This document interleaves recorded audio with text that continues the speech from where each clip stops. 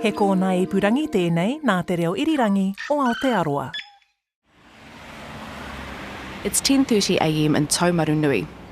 It's a cold and foggy morning. The kind where the fog is still lingering above the trees. In an empty doorway, a couple of women are waiting for passers-by.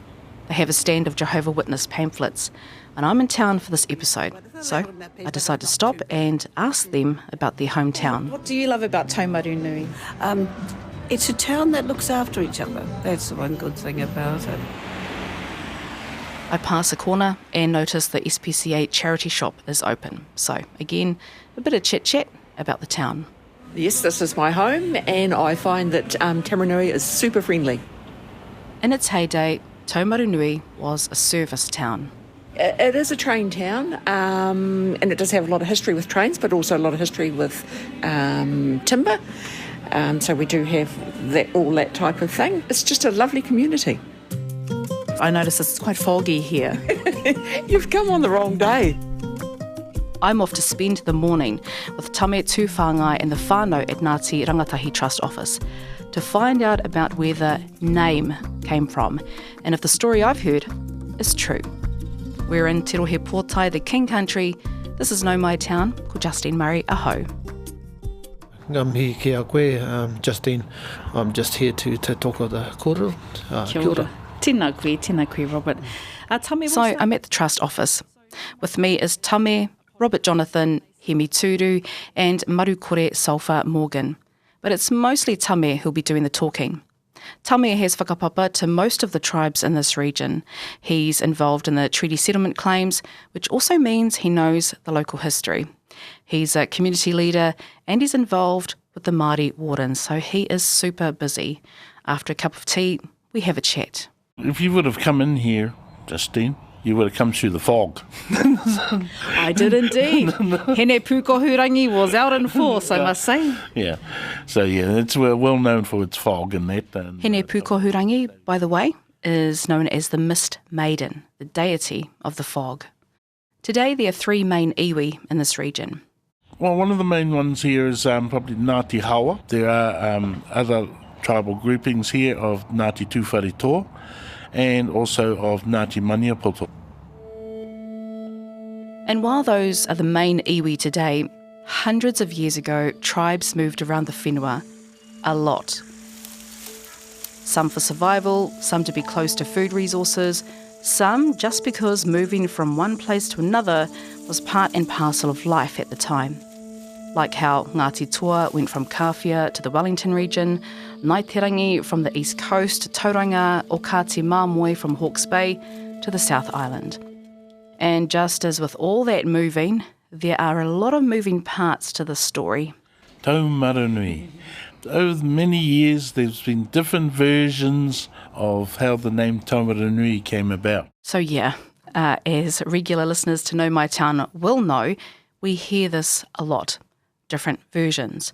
But the main one I'd heard about before my visit was about Te Pēhi Tūrua, a Waikato chief whose final words before his death was Taumarunui. That's because as he was lying in the sun, taking his final breaths, Tūrua asked his men to build him a shelter. Taumaru is shelter and nui is big. Taumarunui. That's the same story in the Nick Scott 2016 book, A Traveller's Guide to Māori Place Names. It's also the story you'll find on the online website The Gazetteer, as written by A.W. Reid and Peter Dowling in the book Place Names of New Zealand. But these are worlds apart from Tame's take on the story. I can only take it from the version that from Ngāti Rangatahi. We're looking back at the 16th century. There was a few wars that were actually happening and expansion of tribes. There was a tribe called Ngāti Ha. They actually expanded their territory coming over from the Taupo region and started really coming into what we now know as the King Country. Ngāti Ha, according to F.L. Phillips' book Ngā Tohua Tainui, Landmarks of Tainui, were driven out of Taupo by another rangatira, tū wharetua.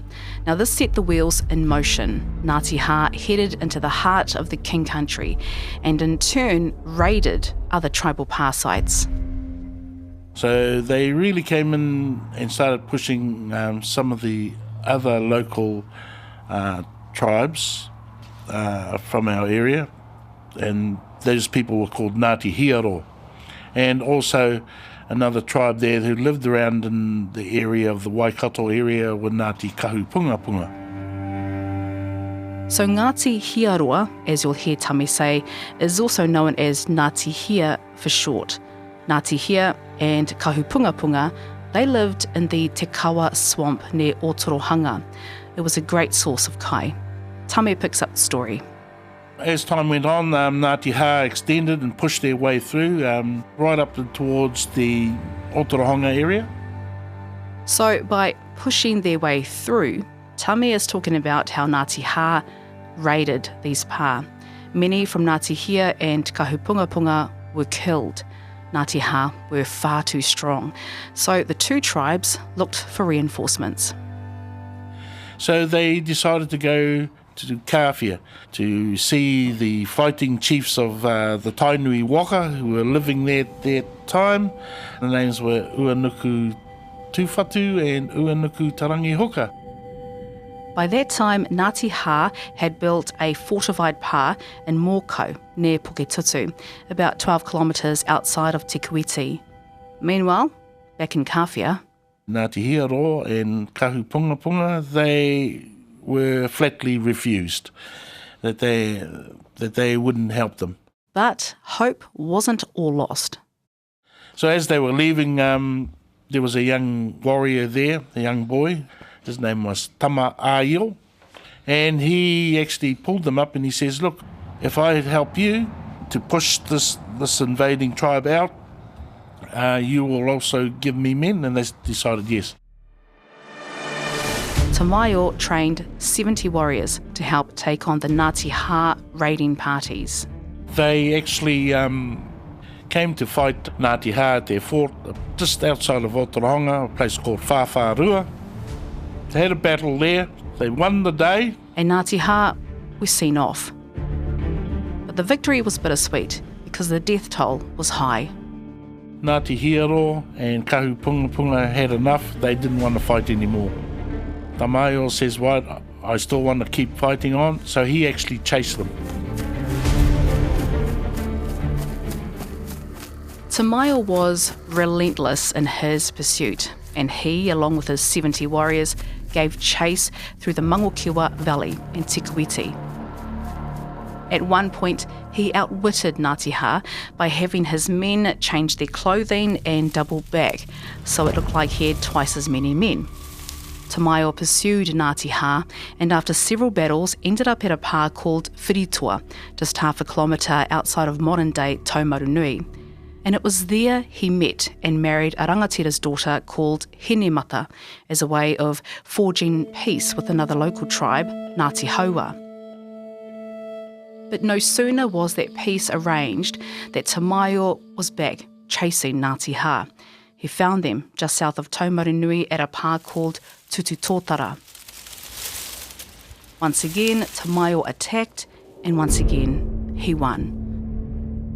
The Ngāti Hā warriors in the pā took to their heels. The warriors chased them, and one of the first warriors that was killed, he was trying to cross the river on the Ongarue in Taumarunui. He was killed on a rock. His name was Taumarunui. Do you know how he was, like you say, he was killed on a rock? By who? Do you know who? By Tamayo. He must have been a warrior that was well known, or some sort of prowess to this warrior. Is that right? Or Yeah, it would have been. Usually when warriors fall, they name the place after that warrior. Tamayo is the main character in this story, but let's look at the name Taumarunui a bit closer, because it seems his actual name may not have been Taumarunui. Instead, it was Maru. And while Te Maio was responsible for Taumarunui's death, there's a bit more to unravel about this warrior who was killed. In 1926, Frank T. Brown, a writer for the Taumarunui Press, reckoned his name, Taumarunui, is a composite of 3 words. Maru was his actual name, Tau means you, as in you and me, and Nui means great, which is interpreted as Maru the Great, or Maru the Conqueror. So, Taumarunui, the town, is in honour of Maru the Great, a Ngāti Ha warrior. I know what you're thinking. Hang on, Justine. Taihua, you said at the start that Te Pēhi Tūrua was dying in the shade, that's where the name came from, and yep, well, that's all true, according to one version. But Frank Brown, in that same 1926 article, he disputed that version. I will try and convince you that shade, or shady place, had nothing to do with the name. But the name of a man was the foundation. Maru was one of the biggest chiefs in the old history of this district, and one who won for himself among his people and his neighbours distinction and honour. And this article also features a caption under a photo quoting Mere Bell, the daughter of Alexander Bell, one of the first Pākehā settlers in the King Country. The article reads, The Māori chief Maru the Great was killed in a battle on a big rock that used to sit in the last long rapid in the Aungārue River, about 100 yards above the junction. So that's the story of Taumarunui. Some versions say it was Te Pēhi Tūrua's final words, Taumarunui, to mean big shelter, and others that it's about Maru the Great, in Māori, Taumarunui. In the 19th century, Taumarunui became a burgeoning timber industry, sawmills, and of course a key stop on the main trunk line. Taumarunui on the main trunk line. And tourists using the paddle boats on the Wanganui River. Robert Jonathan is a data analyst for Ngāti Rangatahi Trust, and he's been listening in. I ask him what's the best thing about living here. It's the people. Straight away, I'll give you that answer. People like this fella here next to me. Hemi Turu and Marukore Sulphur Morgan are here too, both young adults who share the same sentiment. I love it. Me personally, I love this town. It's the only place I call home. You can move away, but this is the only place I'll call home. Tēnā tātou, thanks for listening, and of course a big thank you to Tame Tu Whāngai, Robert Jonathan, Hemi Turu, Marukore Sulphur Morgan and Iris Pāho. Thanks to William Saunders, the engineer of this episode. Follow and listen to Nau Mai Town, that's Naumai Town, wherever you get your podcasts. Ko Justine Murray aho, noho ora mai.